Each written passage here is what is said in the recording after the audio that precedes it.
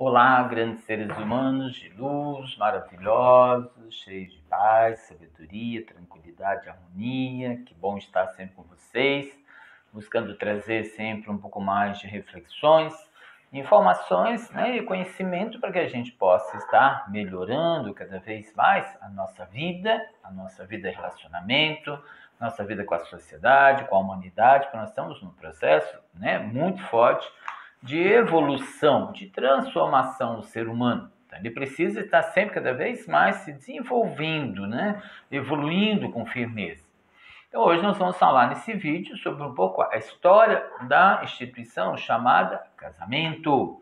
Casamento, relacionamento entre duas pessoas, Porque tem uma história, A humanidade ela está num processo de evolução. Então, o casamento é uma instituição falida ou ela está num processo de evolução?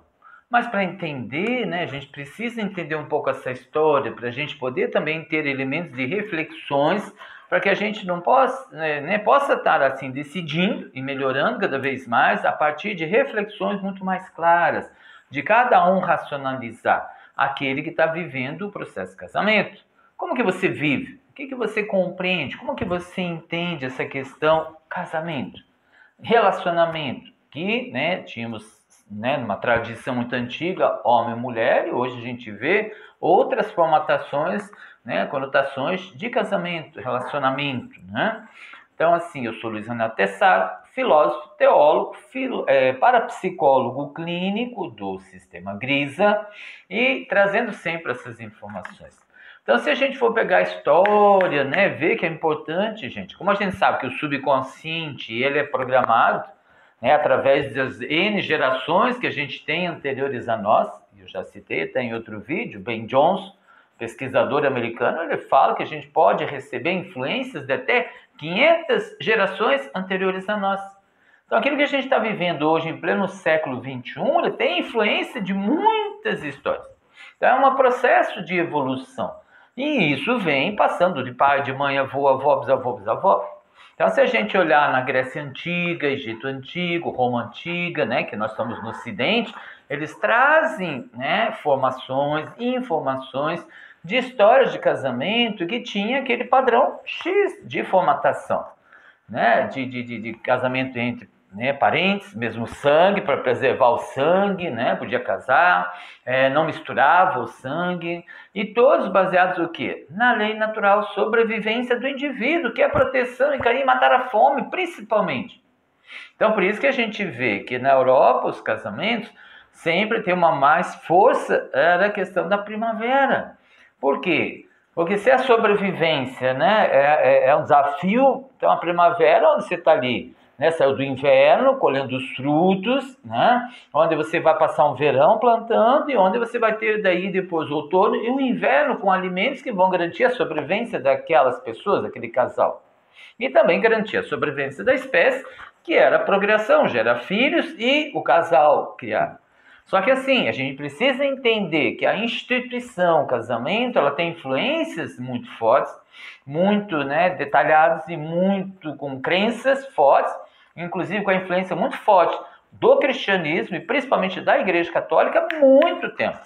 Isso até ali 1500, 1600, Por quê? Porque era o que vinha, que dominava todo o processo da história da Europa, de Roma antiga, de Grécia, de Egito.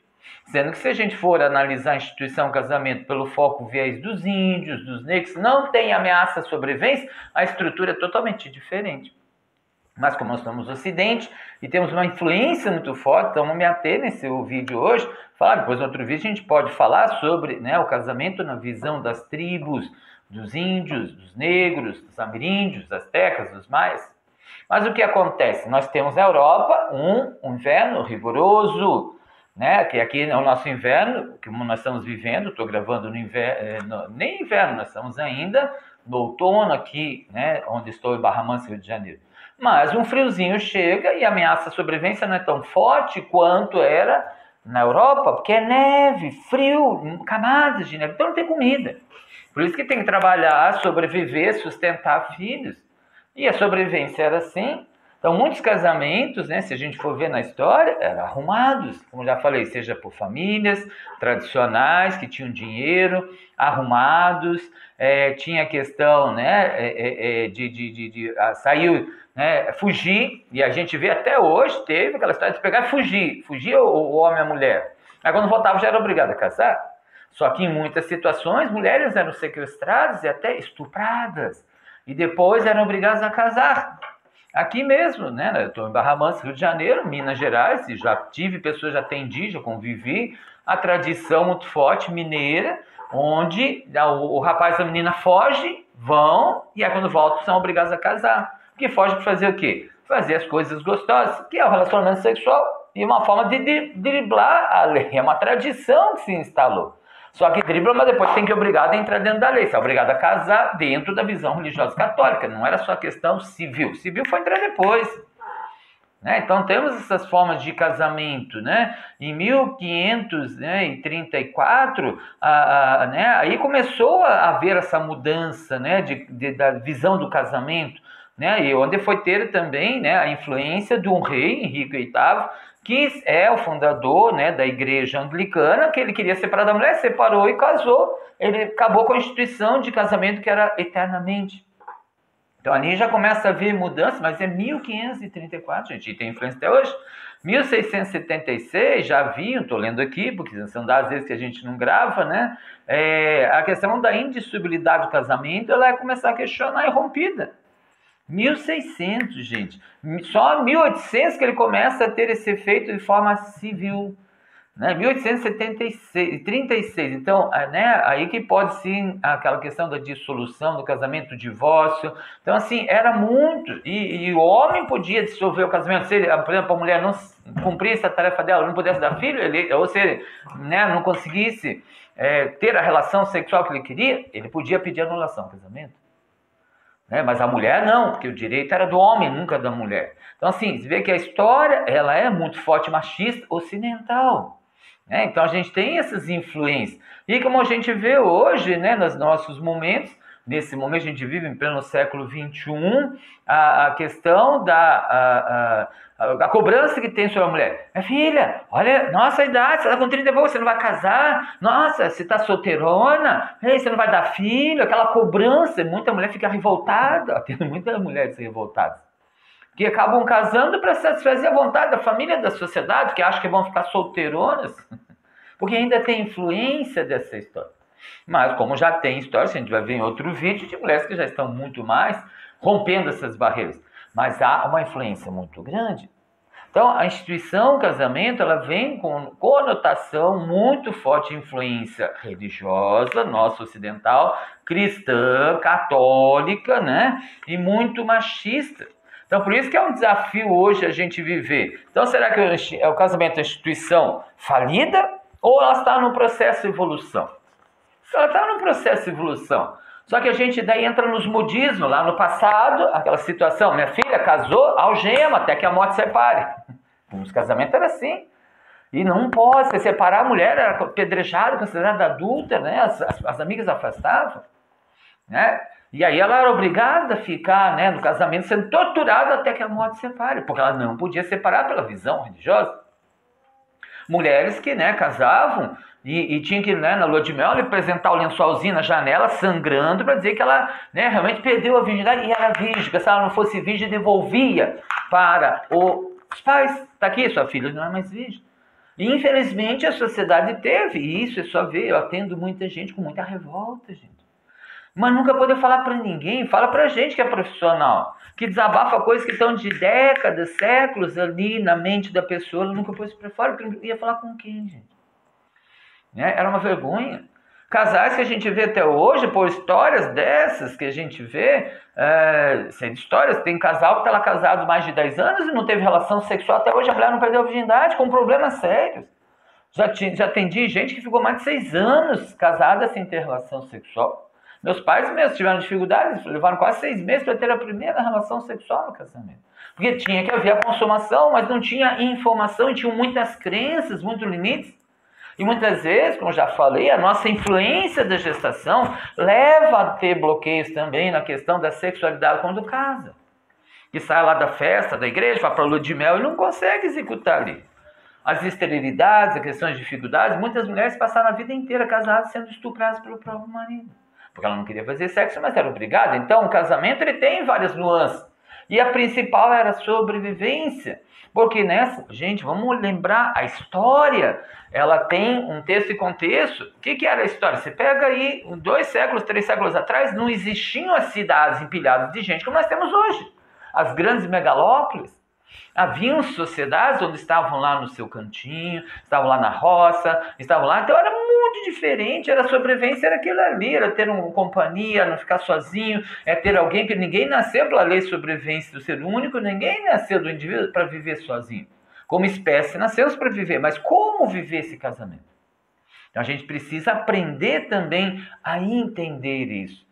Né? Porque a gente está falando de uma história que vem de programações, e 2, 3, né? 2 séculos somente atrás que a gente estava nessa sociedade. Hoje estão empilhados. Aí as relações são diferentes, a sobrevivência é diferente. O homem não era sozinho, porque na roça o homem geralmente trabalhava mais fora, a mulher dentro de casa. Hoje os dois trabalham fora, então aí aparecem, né, desafios para o casamento que precisam ser dialogados, compreendidos, entendidos.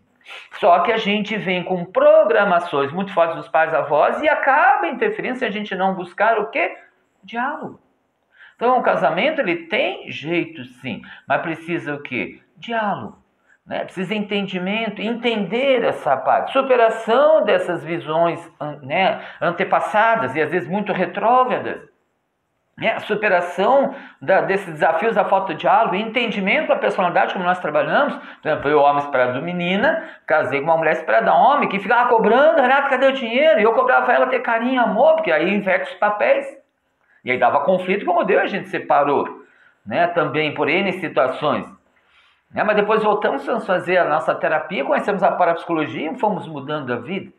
Então a gente precisa racionalizar, entender que ninguém casa com ninguém por acaso. Não existe grande escolha, você não escolhe, o subconsciente atrai. Com as programações que você traz do pai, da mãe, da visão do casamento que pai e mãe têm.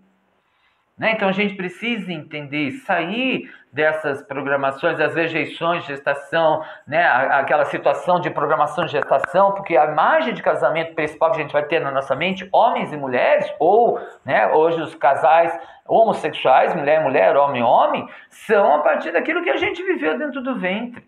Então a gente acha que vai ter um casamento maravilhoso a partir do momento que foi lá, fez a festa, circunstâncias, pompas, assinou o papel no cartório e depois vai para dentro de casa. Se não houver diálogo, não houver entendimento, não ver que a gente tem influências muito fortes, a gente fica dando aquelas batidas marretadas, né, sempre a mesma tecla e não muda. Então a gente para, afasta, olha um ao outro, não condena, vê que cada um tem as suas programações e a gente pode buscar um diálogo. E esse casamento deixa de ser uma instituição falida.